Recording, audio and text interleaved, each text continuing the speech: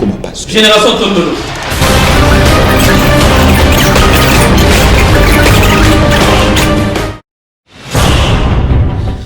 Boye malamu na bino ba so bozuli baku pengolu ya kolanda radio télévision Sango Malamu tozana cadre ya Carrefour matinal émission qui toko bosepela na Carrefour matinal place oyo to bandaki ba réflexion sur la nation. Tozolo bela 60 ans d'indépendance to bandaki na après indépendance ya makambo belé to bela ki na économie et lelo to kolobela élite ya Congo 60 ans après. Donc, définir élite d'abord les anini, les anani. Et puis 60 ans après, état ya élite ya Congo azandingenini, ezandingenini. Donc solo yangona mwana nzambe, docteur Silas, mais moto ya mayele pe ya boanya na kati ya société parce que yaza na ba maîtrise belé, aza sociologue, coach. Ce qui pose un problème ya accoutrement ko sunga yo pe. Ozaka na biloko belé mo ba ko sala ngotaza coach. Asunga na nzela so docteur Silas mbote na yo mbote ndeko edi mbote na bande ko bazola na biso mbote na bana nzambe nyonso particulièrement na bana ya notre père bisika nyonso bozwami nzambe azala na bino nzamba pambola bino et aussi nos salutations à ceux qui nous suivent à travers le monde via les réseaux sociaux. Nous sommes édifiés par vos commentaires, nous sommes édifiés par vos messages que vous envoyez de l'Amérique.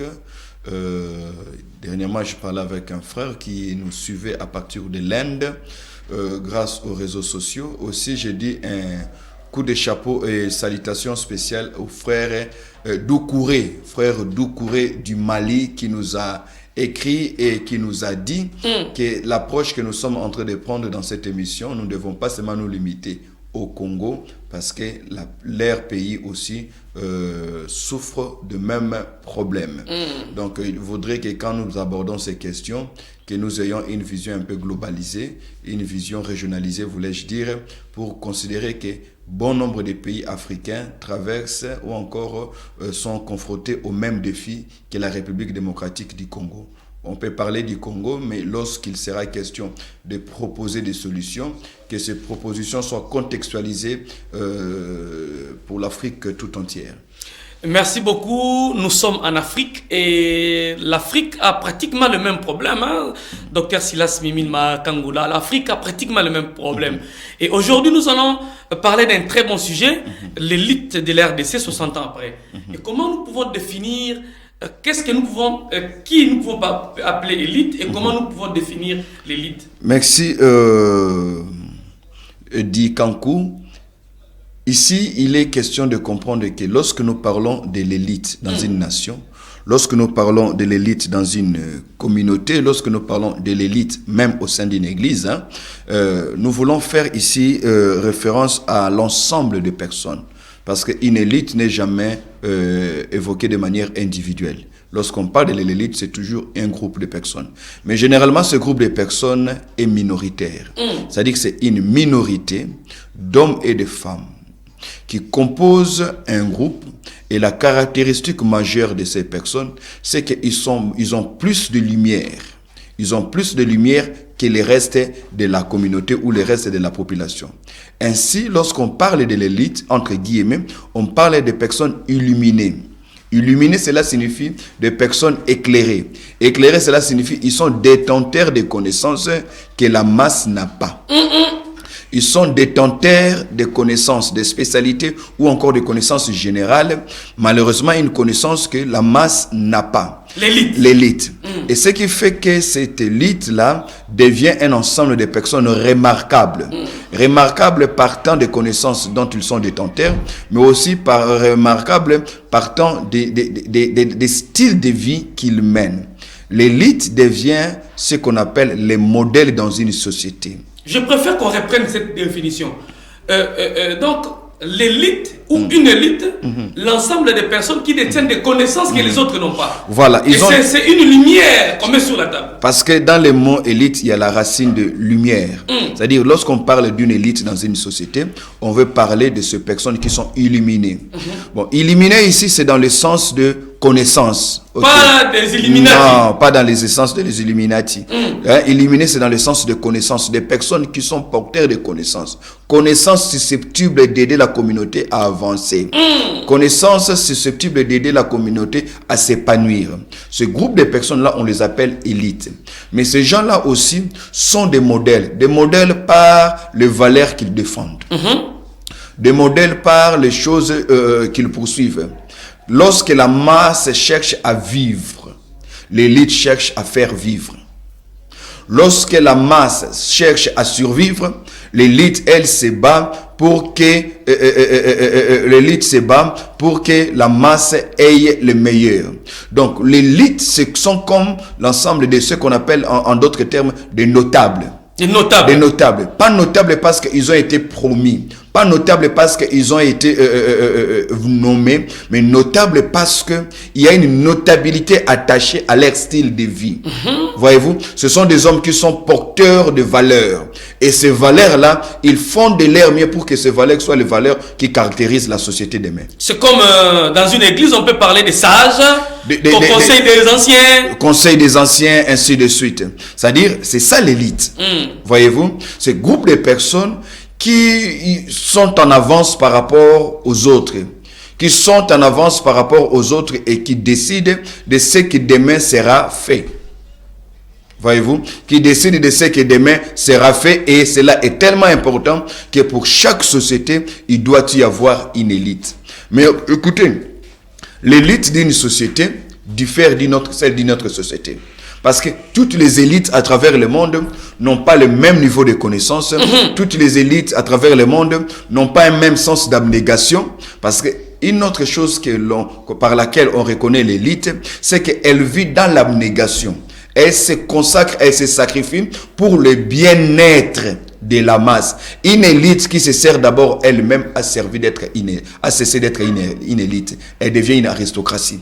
C'est-à-dire, lorsqu'elle pense à elle-même, à son enrichissement, à son positionnement, elle cesse d'être une élite. Elle cesse d'être la lumière qui conduit les autres. Ok?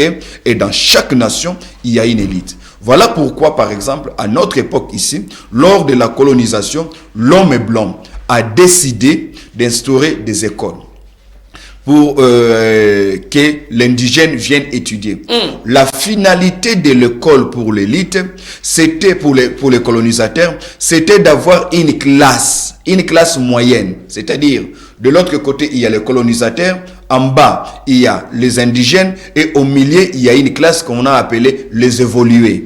Les évolués, c'était la classe moyenne. Les évolués, c'était cette élite fabriquée par les colonisateurs. Voyez-vous? Ainsi donc, lorsque le colonisateur part, la grande charge du développement ou de la continuité de l'État repose désormais sur les épaules de la classe moyenne qu'on a appelée les évolués.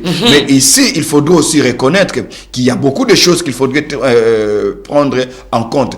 Quelle était la vision réelle du colonisateur en formant ce qu'on a appelé les évolués? Est-ce qu'on peut dire aujourd'hui, Dr Silas, qu'une élite dépend des réalités de sa communauté? Non, une élite ne doit pas dépendre des réalités de sa communauté, mais c'est plutôt sa communauté qui dépend de son élite. Donc c'est l'élite qui donne la lumière à sa communauté.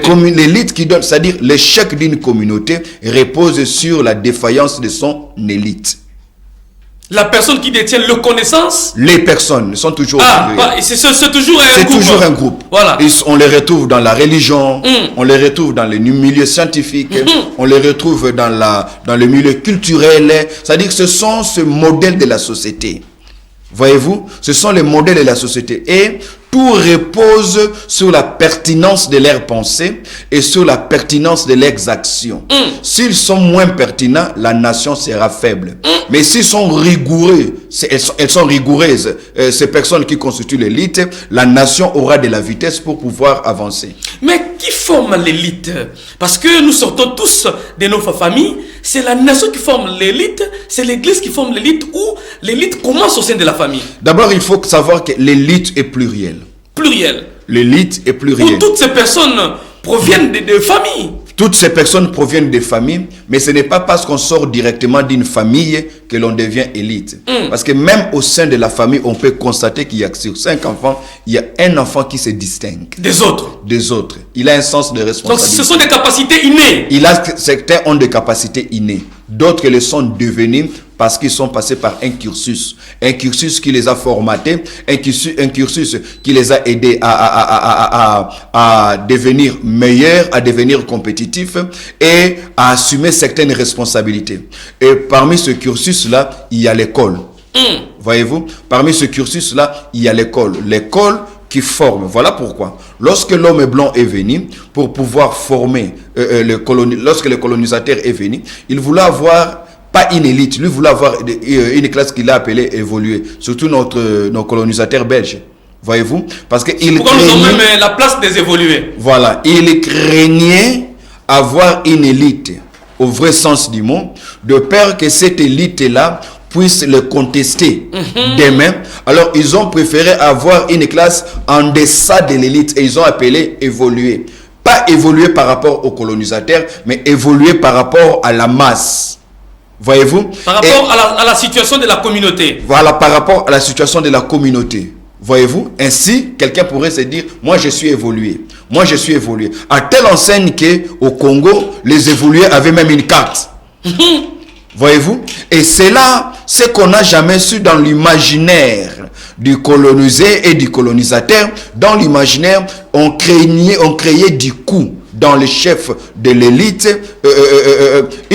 dans le chef de l'évolué, une sorte de scission, de mur que l'on créait entre les évolués et les indigènes. Ainsi, les évolués, au lieu de se battre pour le bien-être de la communauté nationale, se battraient désormais pour atteindre ou encore avoir l'approbation ou la validation du colonisateur. Ainsi, on se fait tout pour plaire au colonisateur que de se battre pour élever la situation de sa famille ou de sa communauté.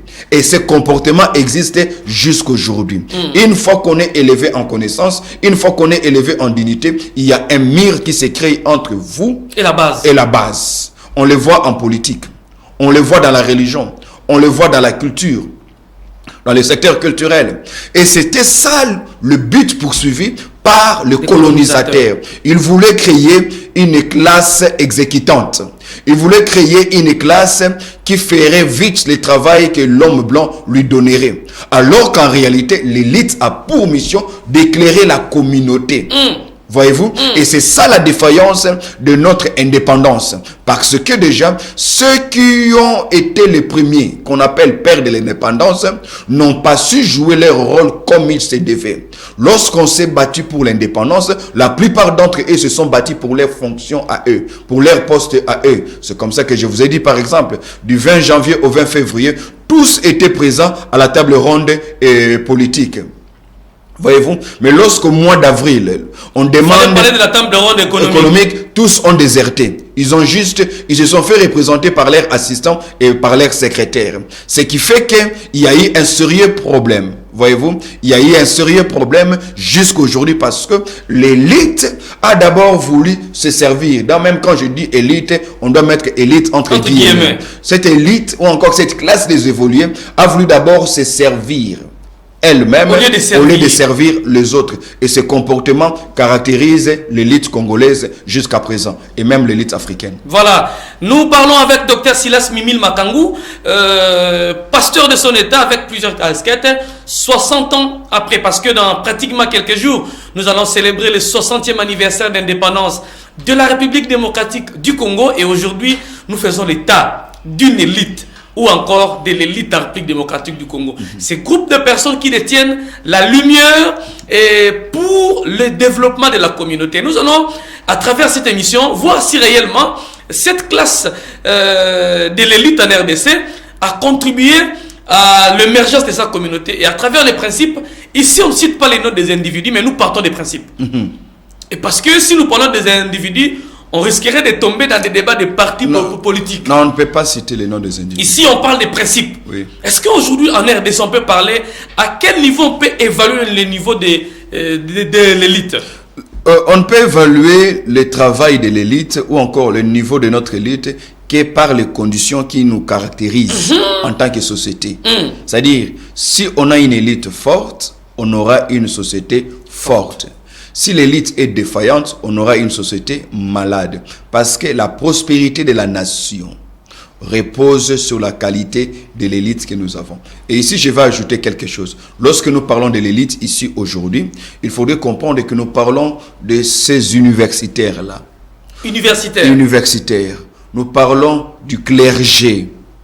Nous parlons de grands noms qui constituent le secteur artistique du pays. Nous parlons des hommes d'affaires qui ont atteint un certain niveau, qui sont prééminents, qui se retrouvent aux premières loges, au premier rang. Ce sont ceux-là qui constituent l'élite. Voyez-vous, je répète et je reviens. La responsabilité de l'élite est énorme dans le développement ou l'épanouissement d'une société ou d'une nation. Alors la question qu'on se pose aujourd'hui, est-ce que notre élite a fait son travail? Nous pouvons nous rendre que non. Parce que notre nation a plus souffert entre les mains de l'élite qu'entre les mains du colonisateur. Une autre question qu'il faut se poser. Est-ce que les colonisateurs nous avaient-ils pas piégés dès le départ? Oui, les colonisateurs nous avaient piégés. Voilà pourquoi le colonisateur avait évoqué, lorsque vous consultez l'histoire du Congo, le colonisateur avait évoqué ce concept que j'ai appelé évoluer. Ce terme évoluer, dans l'imaginaire, voudrait déjà créer une démarcation entre ceux qui sont évolués et les autres qui sont non évolués. Ainsi, il y a comme une sorte de séparation sociologique qui s'est créée et celui qui était évolué pensait avoir réussi à un test. Il pensait avoir réussi à un test qui avait pour mission la satisfaction du colonisateur. Et c'est que nous ne savions pas que les colonisateurs commençaient déjà à nous diviser entre la base et la classe moyenne ou la classe montante. Et c'est ce qui fait qu'aujourd'hui, notre classe moyenne ne peut pas se soucier de sa base. Lorsque cette classe est malade, elle va se faire soigner à l'étranger, peu importe les conditions dans lesquelles se trouvent nos hôpitaux.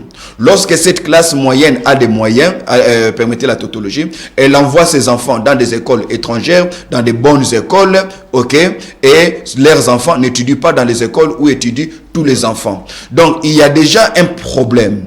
Il y a déjà un problème de définition des concepts. Il y a déjà un problème de terminologie. Un évolué pense avoir franchi un seuil pour atteindre l'homme blanc. Or, l'homme blanc aussi en créant l'école au Congo, même en créant l'université, parce qu'il ne faut pas oublier, Papa Eddy, que le Congo est l'un des pays où l'université a été créée en retard par rapport aux autres pays. Louvagnon. Et même quand on crée Louvagnon, ce n'est pas l'État belge qui crée l'université de Louvagnon. Ah bon? Oui, parce que ce n'est pas la propriété de l'État. Louvagnon était une propriété de l'Église catholique. En 1954. Voyez-vous, en 1954, lorsqu'on crée Louvagnon, ce n'est pas l'État belge, c'est l'application de l'Église catholique. La première université de l'État, c'est l'université de Lubumbashi, créée en 1956. Inilou.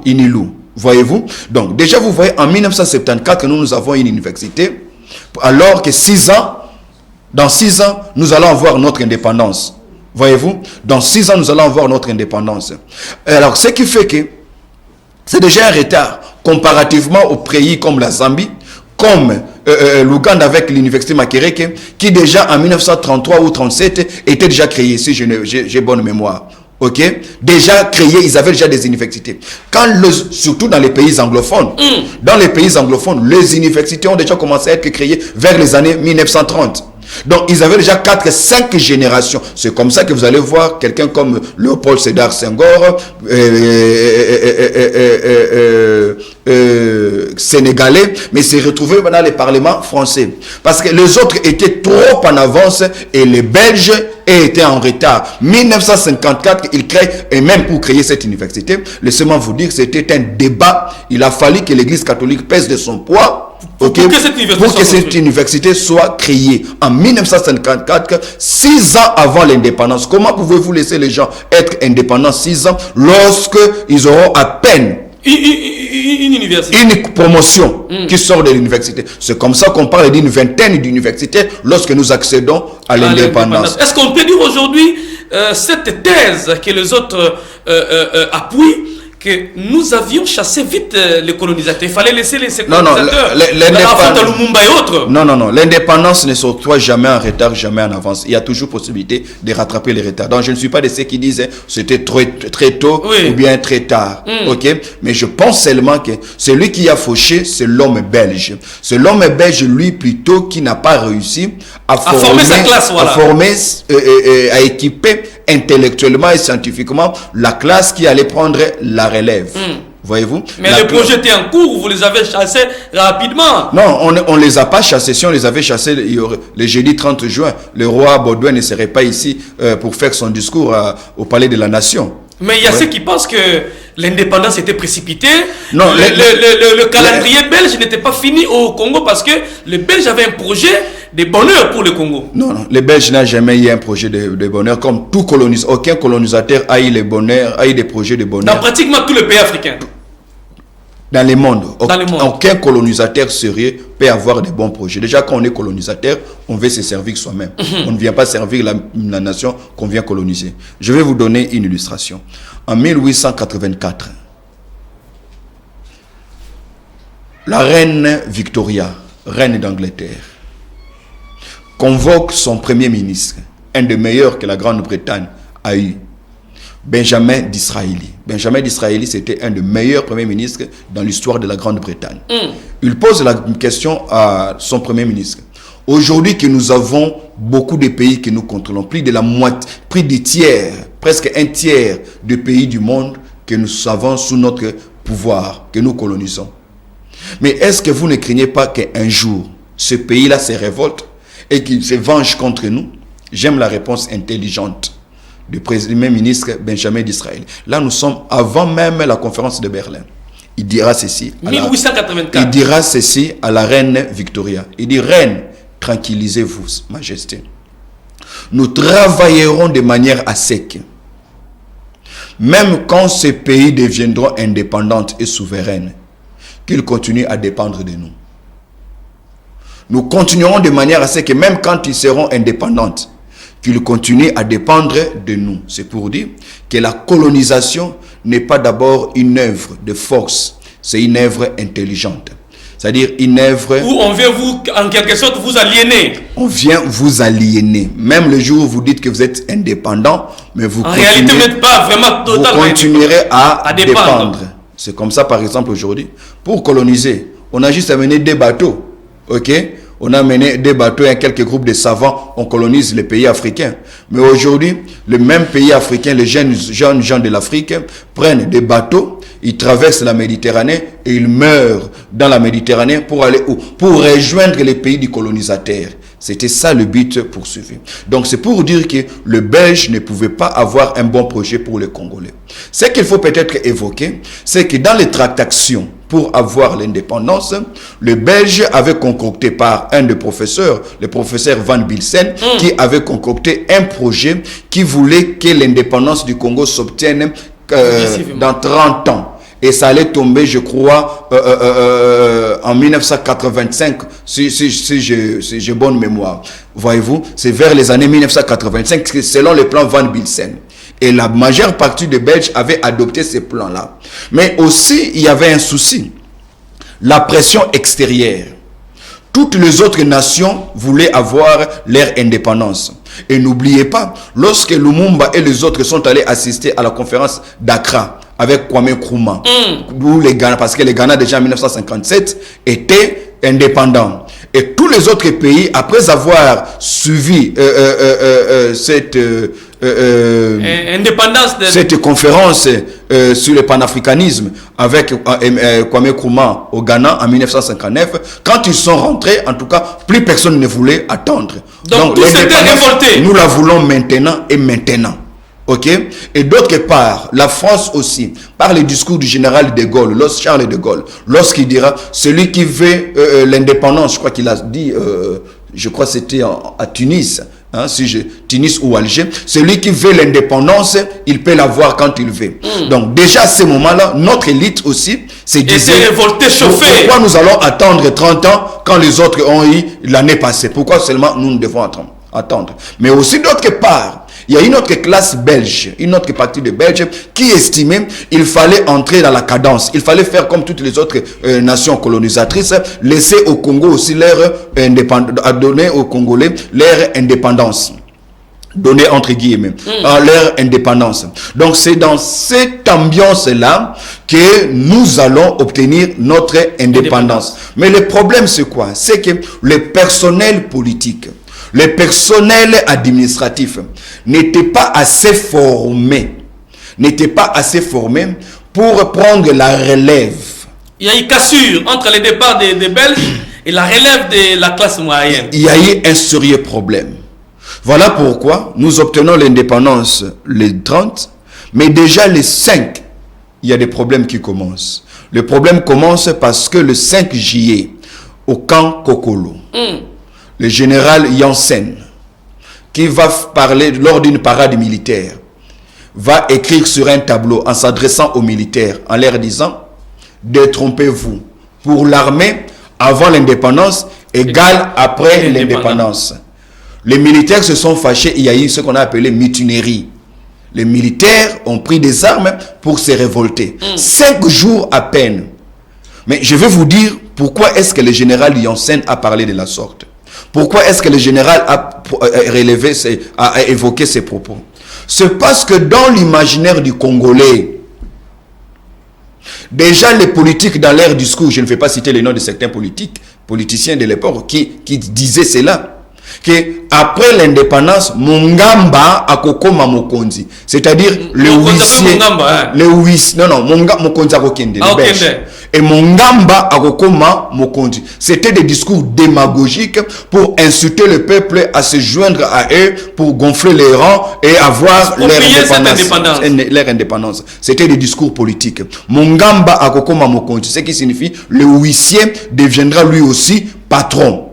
Voyez-vous, il y a même un qui a dit sergent Akokoma, colonel. Alors, après l'indépendance, les discours-là n'avaient pas mariage avec les promesses. Après l'indépendance, les militaires ont vu réellement certains civils rouler à bord des voitures de blancs. Ils ont vu parce qu'un bon nombre de blancs avaient déjà quitté le pays avant même l'indépendance.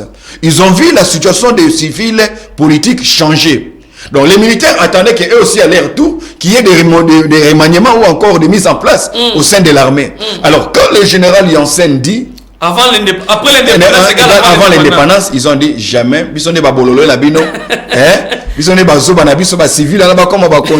C'est-à-dire, ces civils-là vont devenir des chefs, ils vont nous commander des mains et nous on va rester comme ça. Et pourtant, lui évoquait l'aspect disciplinaire au sein de l'armée.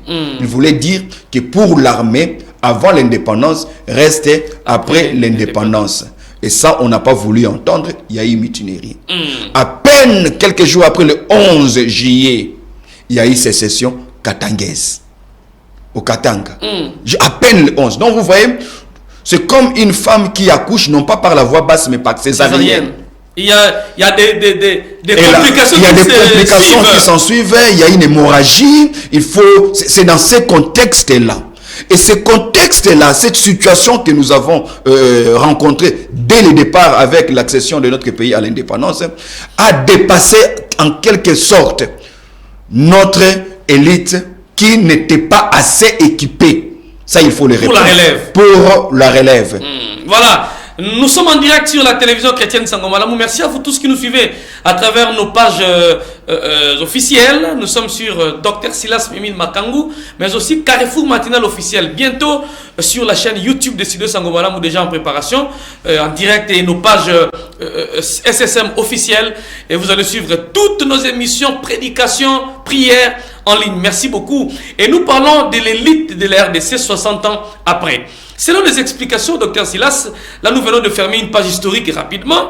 Revenons à l'actualité, à la thématique. Entre le Congolais, c'est le Congolais qui n'a pas su s'adapter, c'est le Congolais qui n'a pas su apprendre, ou c'est le colonisateur qui n'avait pas la volonté de montrer à l'autre. Le colonisateur n'aura jamais la volonté de montrer à l'autre. Et le Congolais, c'est pas parti aussi. C'est à l'autre de veiller pour imiter ce que le colonisateur fait. Parce qu'il n'est pas normal qu'après le départ du colonisateur, qu'on n'ait plus de champs de coton. Il n'est pas normal que la vie que l'on menait avec le colonisateur soit meilleure du point de vue social que la vie qu'on mène avec notre propre élite. Parce qu'il faudrait, pour ceux qui étaient dans de grandes villes, le colonisateur accordait des soins médicaux agréables aux indigènes, aux colonisés. Mais avec l'élite, les soins médicaux ont presque disparu. Et ça, c'est la situation pour toute l'Afrique. Il n'est pas bon que l'on regrette les colonisateurs. Le colonisateur n'a jamais été bon, il n'a jamais été de votre côté. Le colonisateur vient toujours pour ses intérêts. Et c'est pour des visées économiques. Et à vous d'en profiter. Parce que toute colonisation a d'abord des visées économiques. On ne va pas coloniser un pays qui n'a rien. Quand on vient dans un pays, c'est parce qu'il y a des ressources qu'on aimerait avoir.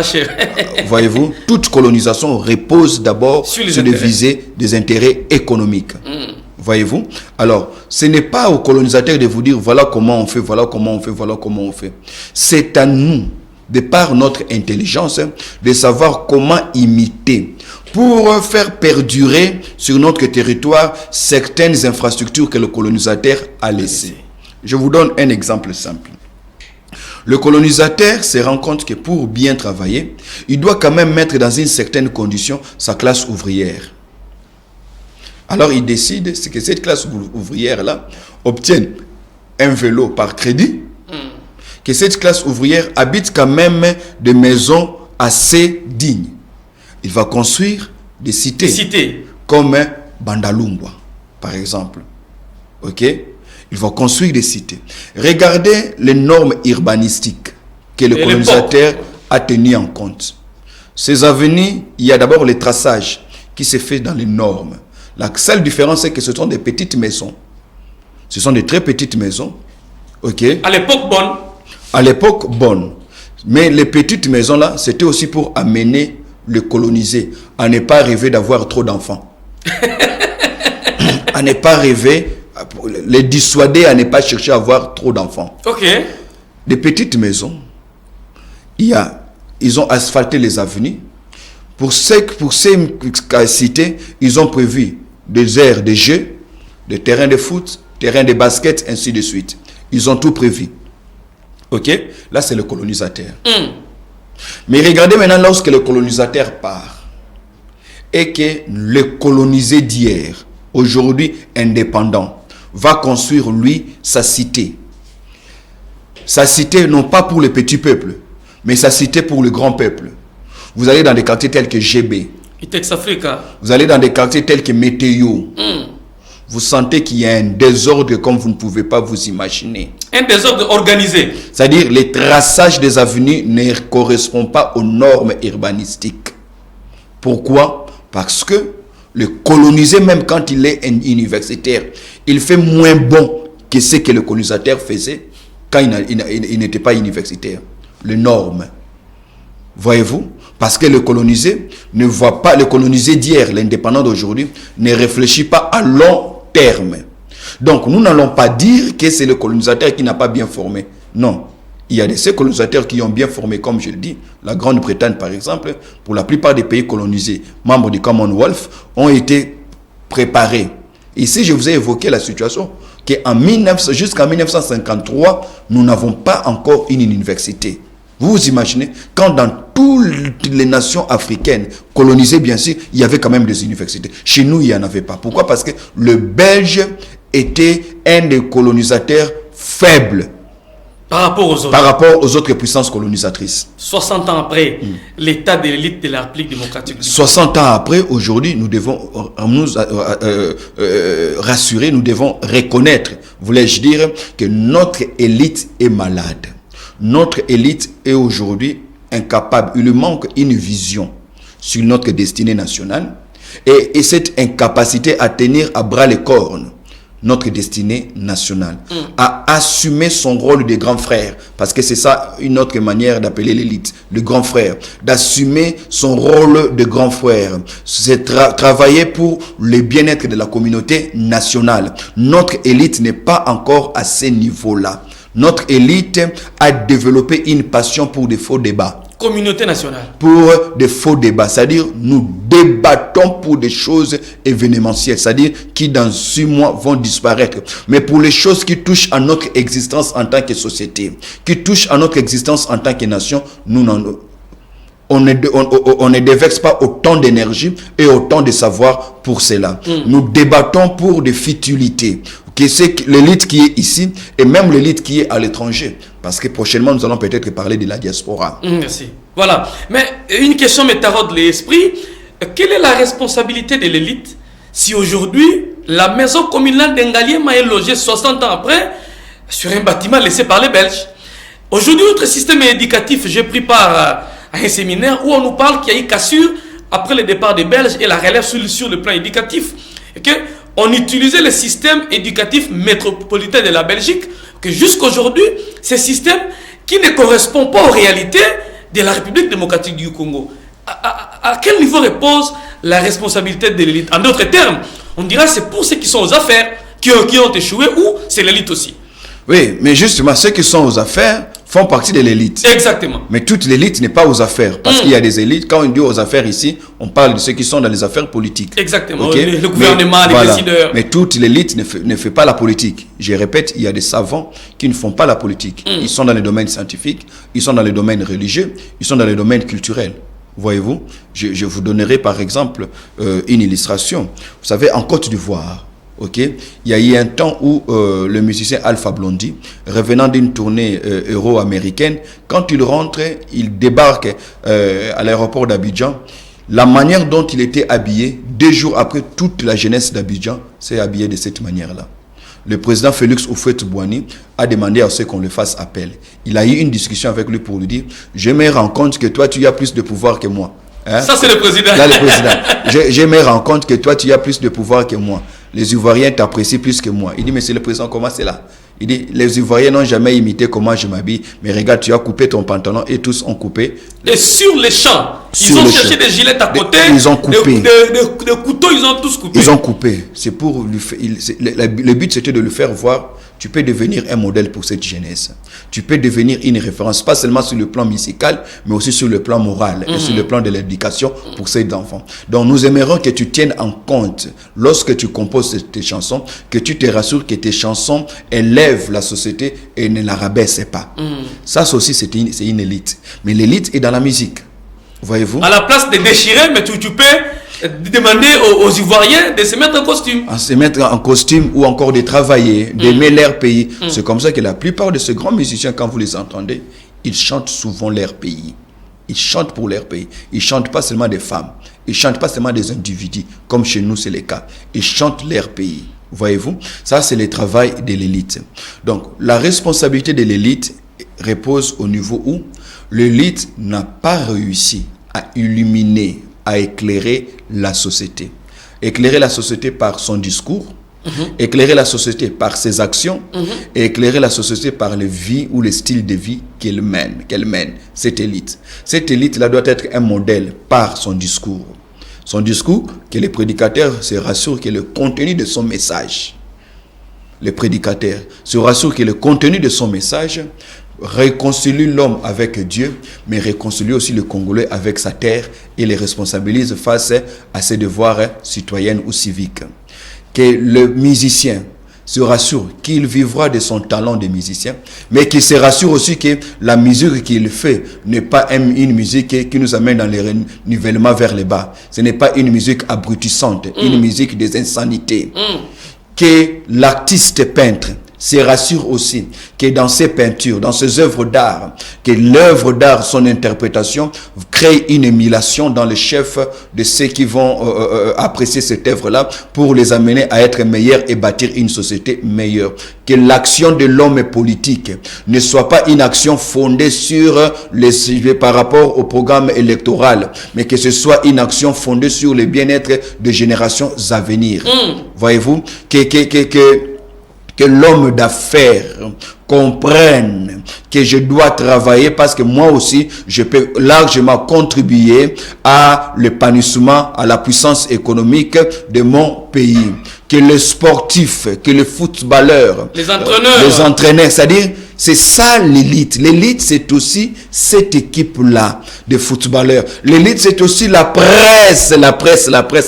C'est aussi la presse parce qu'aujourd'hui, je peux vous rassurer que les 10 dernières années, la presse congolaise a travaillé. En tout cas, dans l'ensemble, il y a des bons, mais aussi il y a de ceux-là dont le travail n'a pas été bien fait. Merci beaucoup à vous tous qui nous suivez à travers le monde. Le numéro est affiché au bas de l'écran. Réagissez par SMS. Appelez-nous, envoyez-nous vos messages par nos plateformes. Vous nous suivez Carrefour Matinal officiel, mais aussi sur la page Dr Silas Mimile Makangou. Merci, nous parlons de l'élite 60 ans après. Nous sommes dans les principes. De là où tu nous suis, tu peux calquer la classe de l'élite en République démocratique du Congo. Elle est à quel niveau? À vous de comprendre. Parce que cette série d'émissions, justement, c'est pour ne pas... c'est pour vous amener à réfléchir, à comprendre qu'est-ce que 60 ans après représente et pour nous amener à projeter les 40 ans qui nous restent justement pour totaliser 100 ans d'indépendance. Et nous allons fêter les 100 ans dans cette même situation où nous devons changer. Pratiquement dans tout le domaine, il y a à revoir. Si je vous saisis très bien. Oui, il y a des choses à revoir dans tous les domaines. Dans tous les domaines. Simplement parce que l'homme congolais est malade. L'homme congolais nécessite qu'on puisse le repenser, le reprogrammer. Étant donné que dans tous les domaines, c'est l'homme congolais qui est l'acteur, et cela fait que dans tous les domaines, il y a des problèmes. Donc, il faudrait commencer par repenser l'homme congolais. Il faudrait commencer à calquer un homme, reprogrammer cet homme congolais, donc déprogrammer certains programmes que le colonisateur a laissés dans l'homme africain et placer de nouveaux fichiers qui peuvent aider l'homme africain en général et l'homme congolais en particulier à prendre à bras le corps la destinée de sa nation. Merci beaucoup. Nous avons la réaction de monsieur Claude Perrault-Louara, c'est un journaliste. Merci. Merci. Je pense que la prochaine occasion, ça sera merci. Avec des annonces phares. Merci beaucoup à Claude Perrault. Il fait un excellent travail. Exactement. J'apprécie, j'admire son courage. J'admire son courage. Lui n'a pas sa langue dans sa poche. Et j'apprécie les soucis qu'il témoigne. Voyez-vous, la presse, les journalistes. Il faut cette classe dans la presse. Il faut cette classe, cette élite. Voilà. Ok, cette élite qui ose, qui refuse la médiocrité, qui refuse que la nation soit assimilée à la précarité lorsqu'on doit vivre sur une abondance comme celle que l'on a. C'est là où je disais que l'élite doit être plurielle et non pas simplement politique. Et c'est ça notre faiblesse de notre pays. Tous nous travaillons pour les politiques ou contre les politiques, alors qu'on ne peut pas bâtir une nation seulement en comptant sur les performances politiques. Toutes les classes de la société, tous les secteurs de la société doivent assumer leurs responsabilités. Que la presse le fasse, que les religieux le fassent, que le secteur entrepreneurial le fasse, ainsi de suite. Nous allons voir que les politiciens que nous avons trop chargés, ils seront déchargés. Merci. Nikita, merci pour le partage de la connaissance. J'en prends des choses. Merci beaucoup, Nikita. Nous avons Balema Légué-Dené, qui est justement en France. Okay. Et lui, il estime qu'il m'a dit, tu as laissé l'émission sportive. Mes félicitations. Je suis là. Zaza Kandou, il est deuxième vice-président de la Ligue nationale de football. Non, il est dans le comité de la Ligue nationale de football. Il dit merci pasteur. C'est aussi un pasteur. Ah, merci beaucoup, voilà, monsieur Zaza Kandou. Merci, révérend. Big Steve Kanyinda qui dit les grands docteurs Sakola. Merci beaucoup à vous tous. Florence. qui nous dit qu'il est en direct issu de cette émission. Merci beaucoup à vous tous. Et réagissez, envoyez-nous vos SMS, envoyez-nous, écrivez-nous. Vos SMS seront lus sur ces plateaux. Et toutes vos questions, nous parlons plus, pas seulement pour ceux qui sont au Congo, mais l'émission atteint un niveau où les Camerounais, les Maliens réagissent. Ça signifie que l'Afrique a pratiquement les mêmes problèmes. L'Afrique a pratiquement le même problème, mais il faudrait aussi dire que cette même Afrique résout aussi le problème, ces mêmes problèmes de manière différente. C'est comme ça qu'aujourd'hui, en géopolitique, on ne parle plus seulement de l'Afrique, mais on parle des Afriques. Vous comprenez? On parle des Afriques. Je vous donne un simple cas. Regardez un pays comme le Maroc, plus frappé que beaucoup de pays subsahariens par la COVID-19, mais le Maroc met quand même des avions, il met des produits pour aller faire un don à plusieurs autres pays. Notamment la RDC. Voyez-vous, c'est pour dire que nous sommes tous dans un même continent, mais nous n'avons pas une même vision des choses. Notre problème, c'est au niveau de nos paradigmes. Quand les autres pensent qu'ils deviennent puissants en donnant, nous on pense qu'on deviendra puissant en recevant. Alors que même la Bible dit qu'il y a plus de bonheur à donner qu'à recevoir. En d'autres termes, on devient plus puissant en donnant qu'en recevant. Quiconque reçoit s'affaiblit. Quiconque reçoit s'affaiblit. Et ça, c'est l'une des choses que font les grandes nations. Quand vous leur donnez du pétrole, ils vous donnent un savoir. Vous leur donnez un savoir, ils vous donnent leur pétrole. C'est-à-dire, vous ne pouvez pas recevoir gratuitement. La gratuité est un des préalables qui amène à la disparition. La gratuité est la faiblesse, si on peut dire ça. La gratuité est une faiblesse. C'est même une malédiction, la gratuité. N'aimez jamais la gratuité. Tout ce que vous recevez gratuitement, rassurez-vous que quelqu'un d'autre en a payé les prix et c'est lui qui prendra chez vous ce que vous ne saurez pas. Donc, la gratuité est un piège, surtout pour une nation. Il n'existe pas de gratuité. Même dans la vie, un homme qui donne toujours gratuitement à une jeune fille, prends ceci, prends cela, prends cela. Ça fait réfléchir. Ça fait réfléchir. Et au niveau des nations aussi, nous devons refuser la gratuité. Voyez-vous, nous devons refuser tout ce qui s'obtient gratuitement. Nous devons être à même de payer les prix. Si nous n'avons pas de l'argent, proposons autre chose comme cela s'est fait à l'époque de nos ancêtres. Vous venez de peindre un tableau, ça dépend de la compréhension de nos téléspectateurs. Il y a ceux qui pensent que c'est un tableau peint en blanc et les autres c'est en noir. Est-ce qu'aujourd'hui on peut refuser de défiler après avoir vu les tableaux que vous venez de peindre de la communauté nationale? Défiler comment? À 30 juin. Non, mais... Qu'on ne défile pas. Non, mais on passe à autre chose. La situation sanitaire qui traverse les pays, je pense que c'est une bonne décision. On ne devait pas défiler. Mais ce qui me cœure le plus, c'est que ce n'est pas un 58e anniversaire. C'est 60e. 60e. Et la valeur de ce 60e, c'est parce qu'il y a eu un 50e. Le cinquantenaire. On doit, par le 60e anniversaire, s'asseoir pour évaluer les résolutions qui ont été prises lors du cinquantenaire, pour se poser la question, qu'avons-nous fait? Nous en avons fait. Vous comprenez? On peut ne pas célébrer. Ça, c'est normal. Ok? Même la Russie n'a pas célébré sa fête nationale. Même les États-Unis, le 4 juillet, le 4 juillet, oui, le 4 juillet ne va pas célébrer. La France, le 14 juillet, je crois, ne va pas célébrer. Ok? Mais écoutez, le fait de ne pas célébrer ne nous empêche pas de réfléchir pour faire un état de lieu. Parce que la Covid va passer. La nation va rester. C'est ce qui me fait mal dans beaucoup de pays africains. Nous dépensons beaucoup pour ce qui est passager et nous ignorons ce qui demeure. On n'investit pas dans ce qui nous rendra fort demain. C'est-à-dire, nous aimons beaucoup le court terme. Et nous pensons que le long terme, on doit le laisser pour l'avenir. On ne doit pas défiler à cause de la situation sanitaire. Mais il faudrait aujourd'hui, même chacun dans son coin, réfléchir sur cela. Moi, j'aurais souhaité que la plupart des émissions que l'on suit à la télévision, aujourd'hui, débattent autour du 60e anniversaire de notre pays à l'accession de notre pays à l'indépendance, souveraineté nationale et internationale. Qu'avons-nous fait? Quelle est la responsabilité de l'élite? Y a-t-il des choses à améliorer? Parce que, je vais vous dire, lorsque le Congo a atteint 40 ans d'indépendance en 2000, il y a eu des gens qui se sont levés pour dire Israël avait fait 40 ans dans le désert. Et comme nous, on vient de totaliser 40 ans, c'est fini. C'est fini. Mais il y a 20 ans qui s'ajoutent encore. Donc en 2000, nous avions su que nous entrions dans la période de gloire. rien n'est arrivé. En 2010, de l'argent a été sorti. On a organisé des colloques, des conférences. On a même invité des amis, les pays voisins, pour venir festoyer avec nous pour les cinquantenaires. On a célébré. Mais qu'est-ce qui est arrivé? Aujourd'hui, nous sommes au 60e anniversaire. 60 ans d'indépendance. Qu'avons-nous? Combien d'universités l'État congolais a construit? Papa, il dit, combien d'universités l'État congolais a construit? Université, parce qu'aujourd'hui, l'université de Louvanium dont nous parlons, construite en 1954, a été construite, les Belges l'avaient construit pour 4000 étudiants. Vous savez, aujourd'hui, ils sont à combien à l'UNIKIN? Plus de 40 000 étudiants.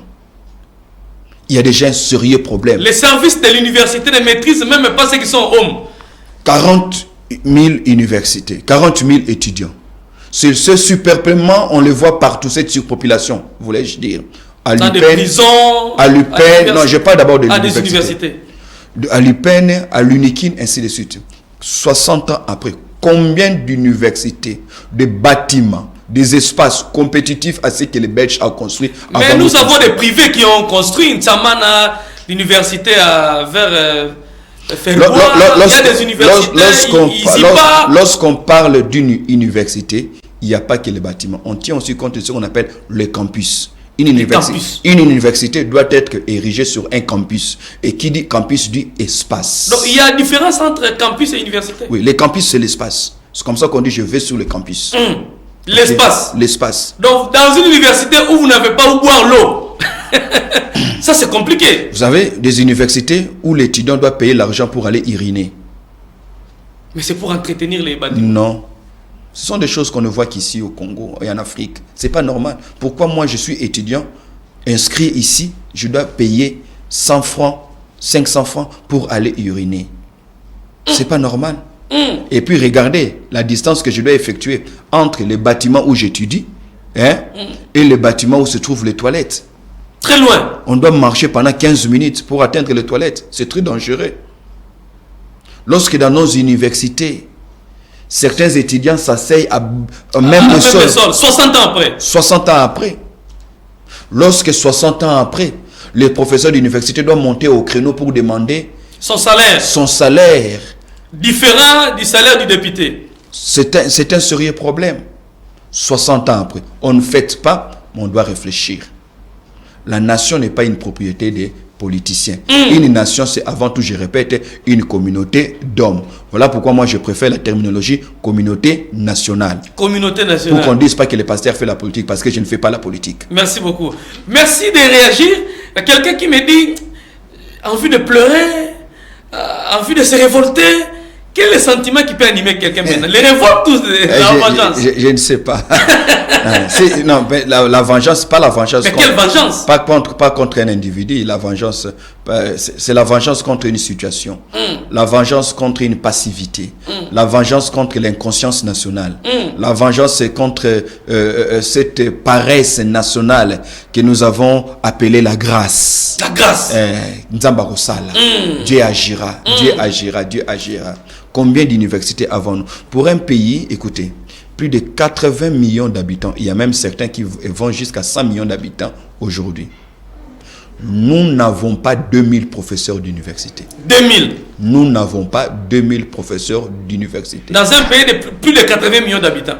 80 millions d'habitants, nous n'avons pas plus de 2000 professeurs d'université. Moins de 2000 professeurs d'université. Ça craint. Écoutez. Oui. Moins de 2000 professeurs d'université, Eddy Kankou. Voyez-vous? Et pourtant, nous avons une population qui a, dont 65% a moins de 21 ans. C'est difficile. Et même ces quelques professeurs d'université, ils sont obligés, en pleine période de Covid, s'y réunir pour sortir, faire une déclaration parce qu'ils estiment qu'ils sont les délaissés de la société. Les professeurs. Les professeurs. Qui transforment les têtes des... Les professeurs qui ont formé les étudiants qui sont devenus députés, qui sont devenus ministres, doivent passer à la télévision pour dire « Revoyez notre salaire, sinon nous allons arrêter. » Il y a un problème. S'il vous est permis de peindre... Le salut de cette nation passera par l'école et par l'université. Les saluts. Oui. Pas par la prière. Non, Oh.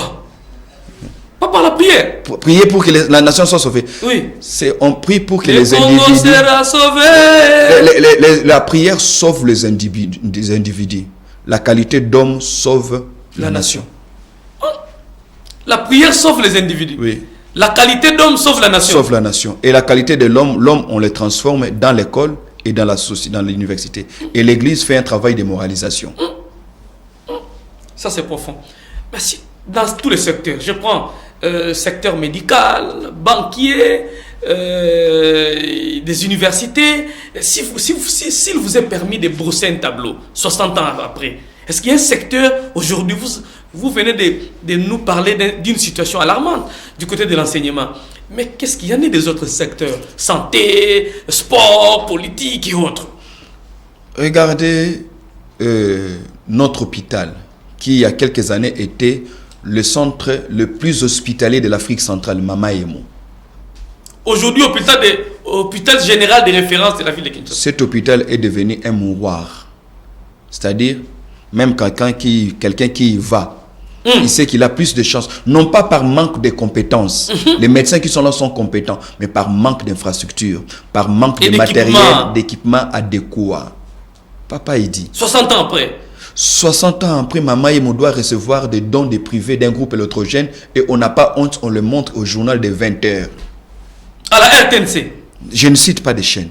Je ne sais plus c'était quelle chaîne, mais j'avais vu ça à la télé. Mais le célèbre journal de 20h. Je ne sais pas. Nous connaissons. Non, je ne sais pas. Je n'avais pas bien vu le logo. On montre une dame qui fait les dons d'un groupe électrogène. J'apprécie la générosité. Que Dieu bénisse la personne. Exactement. Mais pas Mama Emo. Non. C'est révoltant. Vous savez, une fois, je suis tombé... Quand on inaugure, la ville de Kinshasa inaugure centre de dialyse. Au fait, on n'est pas... Vous savez, nous, on n'est pas sérieux. Hein? Le Congolais, on n'est pas sérieux. Nous, Congolais. Nous, Congolais, peu importe nos diplômes, qu'on soit pasteur, qu'on soit magistrat, on n'est pas sérieux. Comment ça? Les choses qui devaient nous fâcher, ça nous passe comme ça. Papa, il dit, quand on voit l'Union européenne, ici, à côté, construire un bureau du quartier, on écrit aussi don de l'Union européenne. C'est pas sérieux. Mais c'est un don, on ne refuse pas. Justement, les dons appauvrissent. Les dons appauvrissent une nation.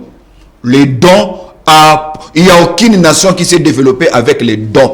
Toutes les nations qui se sont développées et dit Kankou par leurs propres efforts. Comme les Quinois disent, effort perso. Et non par les dons. Et non par les dons. On ne peut pas faire des dons comme ça, des individus qui font des dons. Vous savez, encore au Congo, ce qui me fait des fois mal, c'est que quelqu'un qui est en fonction, il va faire un don. Non. On ne fait pas les dons qu'on est en fonction. On ne fait pas des dons qu'on est en fonction. On assume ses responsabilités. En tant que responsable du secteur. Voilà. Par exemple, un ministre qui vient faire des dons de médicaments. Tu vois? Merci à monsieur Patrick Pezozanetti. Ah, Pezozanetti. Qui nous suit. Il est en direct, confrère de la RTGA. Aussi, l'un des responsables aussi. Confrère pasteur. Pasteur aussi. Je l'ai vu prêcher. Il prêche très bien. C'est un pasteur. Un très bon monsieur. Très intelligent. Merci beaucoup. Florence Lazeille est en direct. Merci, maman Florence. Elle aussi en direct. Monsieur, je ne sais pas si c'est un monsieur, Océane Jamima. Océane Jamima. Voilà, Jamima. Merci beaucoup. Elle nous suit à partir de Bruxelles. À partir de Bruxelles. Merci beaucoup. Réagissez votre SMS, votre question, votre manière de contribuer. Et la fois prochaine, nous allons parler aussi de ceux qui vivent en dehors du pays. Oui. La diaspora. La diaspora. Merci ça, c'est encore un autre souci du Congo. Un autre souci. Un autre souci du Congo, mais qui a réussi à faire du Congo son souci? La diaspora. Oui. Ah, vous avez à dire sur la diaspora. Merci beaucoup, monsieur Dédé Yabini. Vous avez raison, pasteur. Mais 60 ans après, franchement. Vous avez raison, mais 60 ans après. Il n'est jamais trop tard pour réparer. Il n'est jamais trop tard pour réparer. Si on ne le fait pas pour nous, on le fera pour nos enfants. C'est d'ailleurs ça l'idéal. Que le Congo de demain soit meilleur que le Congo d'hier. C'est-à-dire que nos enfants disent nos parents ont vécu. Et pour sauver le Congo, il faut toujours faire un retour vers notre histoire. Exactement. Parce que c'est l'histoire qui nous rattrape. Merci. Le poids de notre passé embrouille notre futur. Merci. Le président Alain Badianchile Kayashi, le président de la fédération de la FECOT, Merci. Il dit j'ai des larmes. Oh mon Dieu. J'ai des larmes. Ça doit révolter. Maître Alain Badianchile Kayashi, Merci, je crois Alemba. Merci beaucoup, maître. Il dit j'ai des larmes. C'est vrai, c'est écœurant. Et ce qui, moi, me fait pleurer, ce ne sont pas les larmes de maître Alain. Ce qui me fait pleurer, c'est que ce sont des choses qui nous passent comme ça. On le voit tous les jours. Ça ne nous dit absolument rien. C'est notre inconscience nationale. Inconscience nationale. Nous avons atteint un niveau de moins sérieux, c'est-à-dire le sérieux que nous avons perdu, la repentance que nous devons faire en tant que nation. Seigneur, aide-nous à redevenir sérieux. Ah, c'est la paix que nous devons maintenant faire. Oui. Nos salutations à Maître Alain Badianchile, pour possible d'essuyer vos larmes parce que... Oui. Merci beaucoup. Il y a de l'espoir. Oui, Monsieur Edu, tu as embrassé la politique que dans les émissions. On m'accuse de laisser le sport. Il faut le dire, ce n'est pas la politique. C'est pas la politique. C'est ça le problème que nous avons. Quand Maître Alain Badianchile, moi maintenant, ce sont ces messages qui me font pleurer. C'est des messages comme ça. Ce sont des messages qui me font. Est-ce que nous, on parle politique? Non. On parle des principes. On parle nation. Nation. Je répète, une nation n'est pas d'abord politique. Elle est avant tout la communauté nationale d'hommes et de femmes où vous vivez. C'est le pays de vos enfants. Arrêtez de dire que quand on parle nation, quand on parle indépendance, on parle politique. Qu'est-ce qu'on appelle politique, Papa Edi? C'est ça le grand problème que nous avons. Voyez-vous? C'est ça le grand problème que nous avons. Il faut savoir que l'Église est apolitique. Je répète, j'aimerais que vous reteniez ces principes. L'Église est apolitique. Le patriotisme est divin. Le patriotique est divin. Que vous soyez de l'Église, que vous soyez... L'Église est patriotique, est apolitique. Le patriotisme est divin. Nous allons terminer, mais les SMS pleuvent. J'ai des larmes aux yeux. Nazolela, à entendre ce que vous dites. Je me demande si nos autorités suivent de telles émissions. Nous, on ne parle pas des autorités, on parle de l'élite. De l'élite. De l'élite. Et dans l'élite, il y a tout le monde. Dans l'élite, il y a Maître Alain Badianchile. Okay. Le président de la fédération. Il n'est pas politique. Voilà. Mais il a un secteur où il doit promouvoir l'élite. Il peut faire à ce que les choses deviennent meilleures et compétitives par rapport aux autres fédérations d'autres pays. Dans l'élite, il y a les pasteurs. On ne parle pas autorité. Pourquoi quand on parle du pays, on voit autorité? Est-ce que vous savez que ce pays peut exister sans ses autorités? Merci beaucoup. Quelqu'un dit, Sarah Malonda, félicitations au docteur. Dans notre pays, nous avons qu'une seule université que l'État avait pris chez les catholiques. Non. Ah, Isabelle. L'État... Non, l'université de l'État construite par l'État. L'État belge. Donc l'État congolais n'a pas construit une université. Non, Kisangani est construit en quelle année? Kisangani, je crois, en 58. Au fait, on n'a pas une université, à la dimension de l'université de Lubumbashi et de l'université de Kinshasa, construite par l'État congolais, par l'élite congolaise. Exact. Merci beaucoup, monsieur. On a des instituts supérieurs. Merci. On a des instituts supérieurs, des instituts techniques, ainsi de suite. Voilà. ISP. Que l'État congolais construise aujourd'hui une université avec une capacité. Ce ne sont pas les terres qui nous manquent, ce ne sont pas les espaces qui nous manquent. Une université avec campus où on peut avoir au moins 25 000 étudiants. Déjà, notre corps professoral est en train de vieillir. La moyenne, c'est 55 ans. Merci beaucoup. Nous terminons. Kongolo Molongi, il a mis des émoticônes de la personne qui pleure. Non, on n'est pas en deuil. Il y a de l'espoir. Yolande Kamangu, l'église est apolitique et le patriotisme est divin. Voilà. Bonjour, docteur, pour votre intervention. Plusieurs pasteurs sont inconscients. Non, il a cité le nom d'un pasteur. C'est l'élite. Je me réserve. Non, c'est pas le pasteur, c'est l'élite. C'est l'élite. L'élite dans l'élite, il y a les pasteurs. Dans l'élite, il y a les musiciens, tous les grands musiciens que vous connaissez là. Je vais vous donner un exemple. Tike Jafakoli. C'est ça, Oui, exactement. Tike Jafakoli, ivoirien. En 2016, il est venu à Goma. Nous terminons là. Pour jouer lors d'un festival qu'organise la MONUSCO. Il danse, j'ai lu ça sur Jeune Afrique, j'ai lu son interview sur Jeune Afrique. Il dit, il pleurait pour le Congo. Il a cité 3 noms de grands musiciens que je ne vais pas citer ici. Parmi les 3 noms, il y a un qui est déjà décédé, 2 autres qui sont vivants. L'autre qui est décédé il y a moins de 5 ans. Il dit, le Congo serait mieux et meilleur si mes collègues là qu'il a cités avaient pris la notion ou encore la décision d'entrer dans l'histoire par la grande porte. Ils sont entrés par la petite? Ils doivent entrer dans l'histoire de leur pays. Par la grande porte? Par la grande porte. Malheureusement. Et c'est là, on n'y entre pas seulement parce qu'on chante. On y entre parce qu'on change les choses en chantant. Merci beaucoup. Qui est Dr Silas? C'est votre invité. Oui, au-delà d'être mon invité. Il est pasteur de l'église Cité Rama. Il est fils du pays, marié et père de 5 enfants. Il est écrivain, il est conférencier expert en leadership. Voilà ce que le docteur Silas est. Parce que dans l'église, on doit retrouver des pasteurs si intelligents comme ça.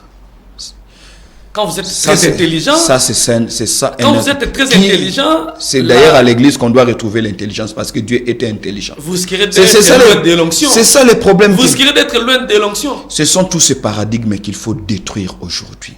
Pourquoi on doit poser la question, est-ce que pasteur Fouazan Mayele, qui vous a dit que pasteur doit être abruti? Qui vous a dit que devenir chrétien, on devient abruti? Voyez-vous, papa il dit, ces paradigmes-là, on doit les détruire. Voyez-vous, on doit les détruire. Nous devons avoir le goût du beau. Merci. Le goût de l'excellent. Merci, le goût de l'intelligence. Merci, docteur Silas. L'émission s'arrête là sur ces messages. Docteur Silas, vous êtes une bénédiction pour le Congo. J'ai pris que les Congolais vous célèbrent de votre vivant.